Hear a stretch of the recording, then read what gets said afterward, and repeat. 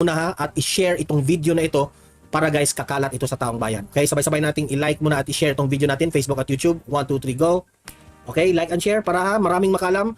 And also guys, paki-subscribe at paki-follow ito para lagi kayong updated sa mga balita na kagaya nito at ma-notify ang inyong mga cellphones kung meron tayong breaking news. Okay? So, kagaya nito, breaking news ito. So, sabay-sabay nating i-follow, i-subscribe, Facebook at YouTube. Ready? Follow, subscribe. 1, 2, 3, go. Ayan, thank you very much. Ayan, so simulan na natin ha. Ito.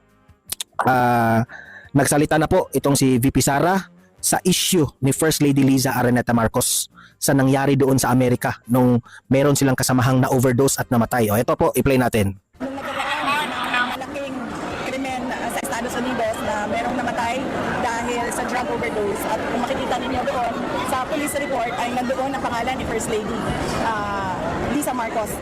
Ibinunyag ni Vice President Sara Duterte ang di umano'y pagkakadawit ni First Lady Liza Araneta Marcos sa isang kaso ng drug overdose sa Amerika. Ayon sa pangalawang Pangulo, makikita umano ang pangalan ng unang ginang sa police report na may kaugnayan sa nasabing insidente.